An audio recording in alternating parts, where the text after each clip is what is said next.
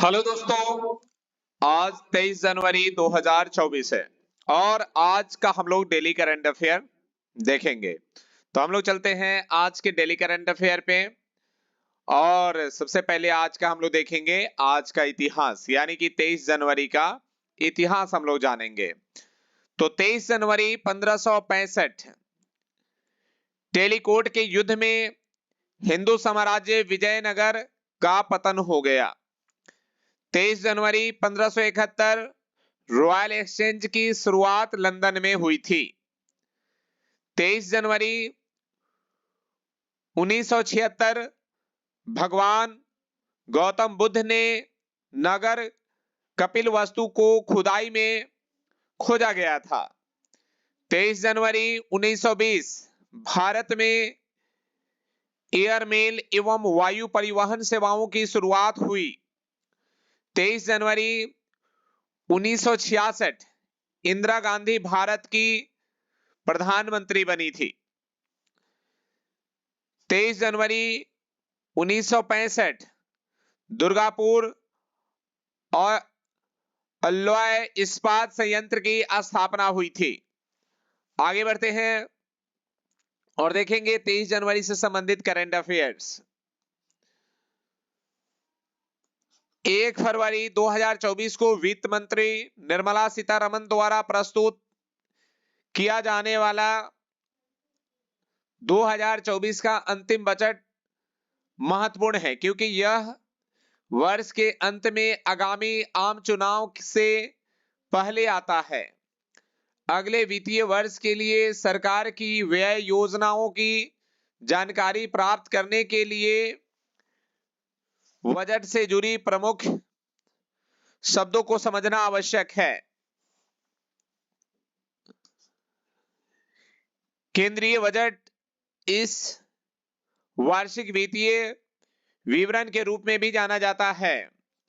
एक वित्तीय वर्ष 1 अप्रैल से 31 मार्च के दौरान सरकार के व्यय और प्राप्तियों की एक व्यापक प्रस्तुति है। आगे देखेंगे पेंशन और पेंशनभोगी कल्याण विभाग द्वारा शुरू की गई अनुभव पुरस्कार योजना सरकारी सेवा में अपने कार्यकाल के दौरान सेवानिवृत्ति अधिकारियों द्वारा राष्ट्र निर्माण में किए गए योगदान को मान्यता देने के लिए एक अभिनव मंच है। भारत के माननीय प्रधानमंत्री के मार्गदर्शन में 2015 में शुरू की गई यह योजना सेवानिवृत्ति केंद्र सरकार के कर्मचारियों द्वारा लिखित कथाओं के माध्यम से भारत के प्रशासनिक इतिहास का प्रस्तुतिकरण करने की दिशा में एक कदम है। आगे हम लोग देखेंगे जकार्ता इंडोनेशिया में एशियाई शूटिंग चैंपियनशिप 2024 में एक उल्लेखनीय उपलब्धि में रिदम सांगवान ने महिलाओं की 25 मीटर पिस्टल स्पर्धा में कांस्य पदक हासिल किया और भारत के लिए पेरिस 2024 ओलंपिक कोटा प्राप्त किया। इस उपलब्धि ने आगामी ओलंपिक के लिए भारत के 16वें शूटिंग कोटा को चिन्हित किया, जो टोक्यो 2020 के लिए 15 सेट के पिछले रिकॉर्ड को पार कर गया। आगे देखते हैं नासिक महाराष्ट्र ने प्रतिष्ठित 27वें राष्ट्रीय युवा महोत्सव की मेजबानी की। इस महत्वपूर्ण कार्यक्रम का उद्घाटन प्रधानमंत्री नरेंद्र मोदी ने किया। इस महोत्सव में केंद्रीय मंत्री अनुराग सिंह ठाकुर, भारती पवार, निशित प्रामाणिक, महाराष्ट्र के मुख्यमंत्री एकनाथ शिंदे और उप मुख्यमंत्री देवेंद्र फडणवीस और अजीत पवार सहित उल्लेखनीय गणमान्य व्यक्तियों की उपस्थिति देखी गई। आगे बढ़ते हैं आयुर्वेद सिद्ध यूनानी प्रणालियों पर आधारित रोगों से संबंधित डेटा और शब्दावली अब WHO के ICD 11 क्लासिफिकेशंस में शामिल की जाएगी। तो आगे देखते हैं।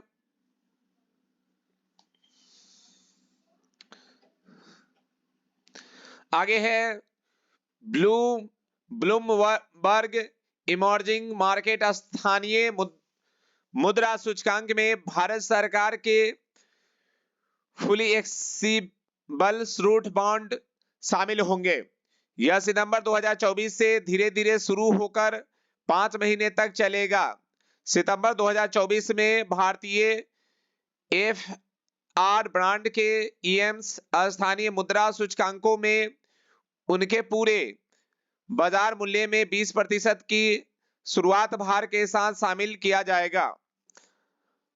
जनवरी 2025 में प्राप्त होने वाली 5 महीने की अवधि के दौरान FR ब्रांड का वजन उनके पूर्ण बाजार मूल्य के 20% की वृद्धि के साथ मासिक रूप से बढ़ेगा।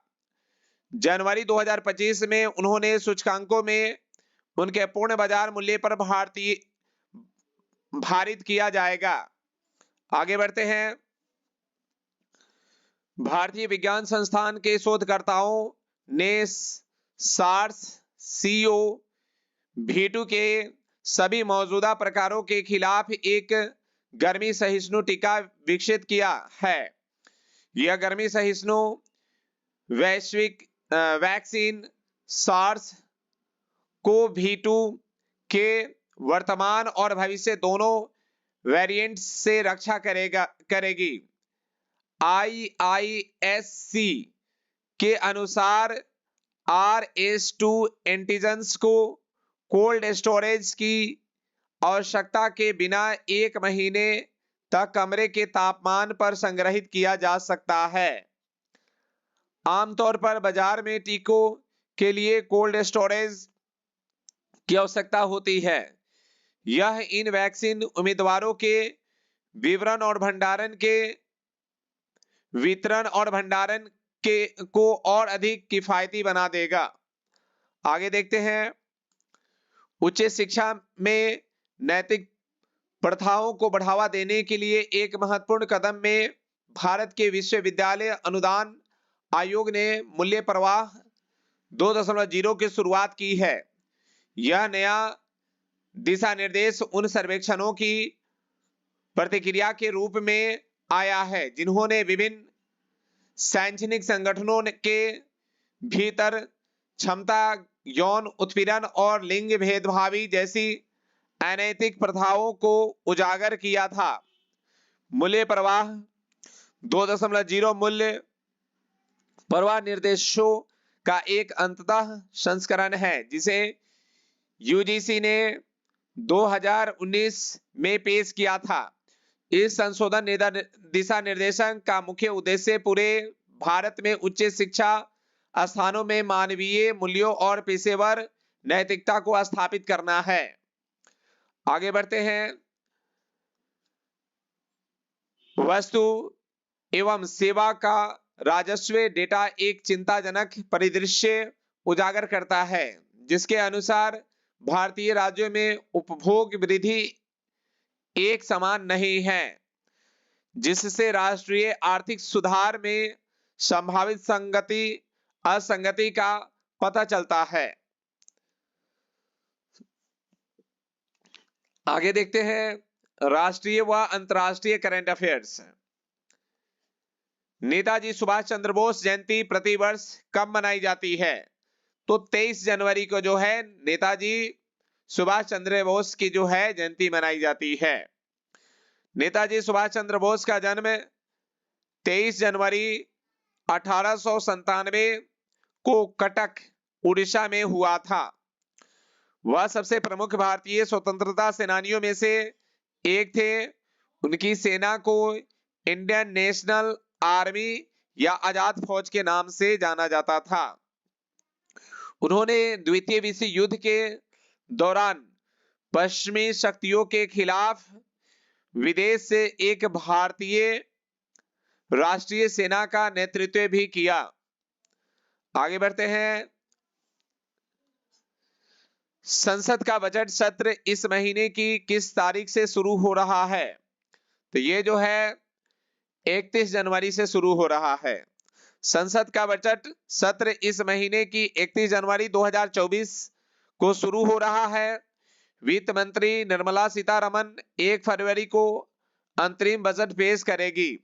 सत्र की शुरुआत संसद के दोनों सदनों की संयुक्त बैठक में राष्ट्रपति द्रौपदी मुर्मू के संबोधन से होगी। इस सत्र के 9 फरवरी तक चलने की उम्मीद है। आगे बढ़ते हैं। हाल ही में हुंडई और आईआईटी मद्रास कहां हाइड्रोजन इनोवेशन वैली स्थापित करेंगे? तो ये जो है तमिलनाडु में करेंगे। हाल ही में हुंडई मोटर इंडिया और आईआईटी मद्रास ने हाइड्रोजन वैली इनोवेशन हब स्थापित करने के लिए ग्लोबल इन्वेस्टर्स मीट्स में समझौते पर हस्ताक्षर किए। इसके तहत अनुसंधान एवं विकास बुनियादी ढांचा आईआईटीएम्स द्वारा हाइड्रोजन वैली इनोवेशन हब स्थापित किया जाएगा। आगे देखते हैं क्वेश्चन। हाल ही में चीनी उद्योग में सर्वश्रेष्ठ पर्यावरण अधिकारी का पुरस्कार जीतने वाली पहली महिला कौन बनी है? तो ये जो है दीपा भंडारे बनी है। हाल ही में चीनी उद्योग में सर्वश्रेष्ठ पर्यावरण अधिकारी का पुरस्कार जीतने वाली पहली महिला दीपा भंडारे बनी है। भंडारे जो कोहलपुर के सिरोल तालुका में श्री दत्ता सहकारी चीनी फैक्ट्री से जुड़ी है। राज्य के चीनी उद्योग से जुड़ी बहुत कम महिला अधिकारियों में से एक है। आगे बढ़ेंगे। क्वेश्चन नंबर 5 को देखेंगे। हाल ही में किसे बेंगलोर मेट्रो के प्रबंध निदेशक के रूप में नियुक्त किया गया है? तो यह जो है महेश्वर राव को।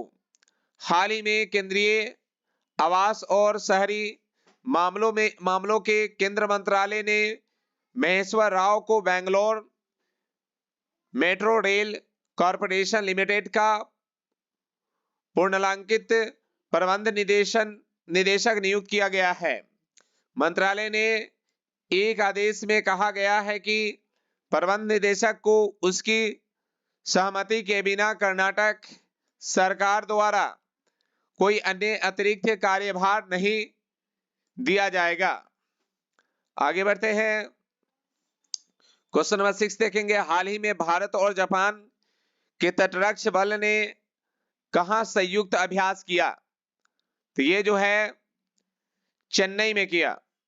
भारतीय और जापानी तटरक्षकों ने हाल ही में चेन्नई के तट पर सहयोग काइजिन नामक एक सफल संयुक्त अभ्यास आयोजित किया है।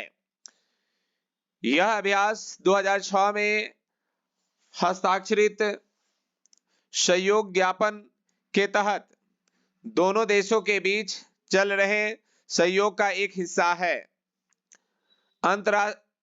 अंतर संचालनीयता बढ़ाने और समुद्री कानून प्रवर्तन, खोज और बचाव कार्यों और समुद्र में प्रदूषण प्रतिक्रिया में सर्वोत्तम प्रथाओं को साझा करने पर केंद्रित था।